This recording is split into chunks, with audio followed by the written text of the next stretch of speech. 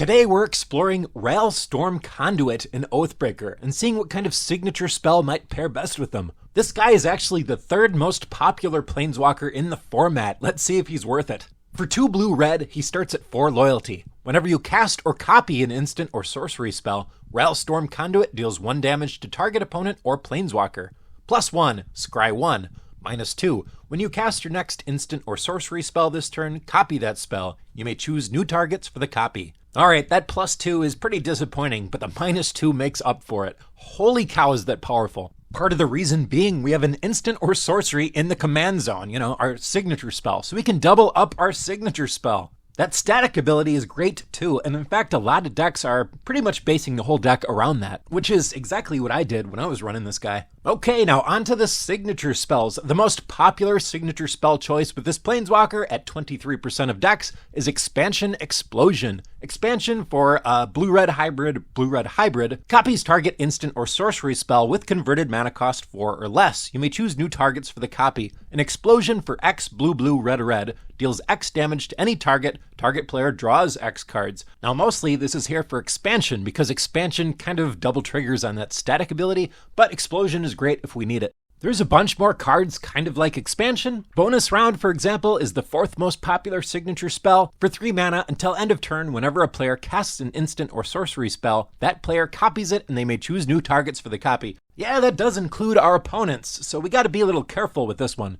Reverberate is the 7th most popular. It copies target instant or sorcery. You may choose new targets. Double cast, twin cast, and fork are all good options too. Repeated reverberation for 4. When you next cast an instant spell, cast a sorcery spell, or activate a loyalty ability this turn, copy that spell or ability twice. You may choose new targets for the copy. I'm a little concerned that this is too much mana for what it is, but if you can get it to work, it's really good. Fury Storm is the 3rd most popular. For 4 mana, when you cast this spell, copy it for each time you've cast your commander from the command zone this game. You may choose new targets for the copies. Copy target instant or sorcery spell. You may choose new targets for the copy. Yeah, that's a lot of copying going on, a lot of triggering that static ability on Ral. And unlike the last one, this one can copy your opponent's instants and sorceries. I like that a lot. Nar Sets Reversal for 2 mana, copies target instant or sorcery, then return it to its owner's hand. You may choose new targets for the copy. This one you specifically want to target your opponent's spells. Alright, now going in a different direction, Grapeshot is the number 2 most popular signature spell. For 2 mana, it deals 1 damage to any target.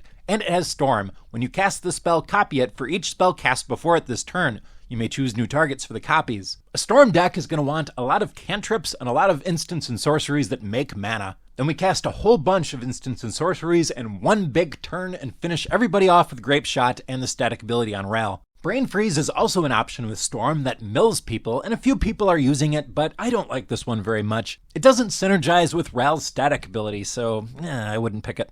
At 8th most popular, Tashas Hideous Laughter is a mill option that might actually work. For 3 mana, each opponent exiles cards from the top of their library until that player has exiled cards with total mana value 20 or more. And when we double this spell with Ral's -2, we are exiling just a whole bunch of cards here. Remember, this is a 60 card format, and also our mana curves are a lot lower than Commander's, so I think this has potential, as weird as it sounds. You know what else is good with that -2? Extra turn spells like Time Warp. Pretty annoying though. If we want to keep it simple, Flame Rift deals 4 damage to each player and is very recastable at just 2 mana. It does deal it to you too though. Jaya's Immolating Inferno for X red deals X damage to each of up to 3 targets. Depending on how big you can cast this for, especially if you're doubling it, you could be able to just wipe out all your opponents with this. If you cast it with an X of 4 and you've activated Ral's -2, you're dealing 4 + 4 + 1 + 1, the static ability ones, to each of your opponents. Or if you need to, you can take out their planeswalkers or a big creature, whatever you gotta do. But I think using this as a finisher is the way to go.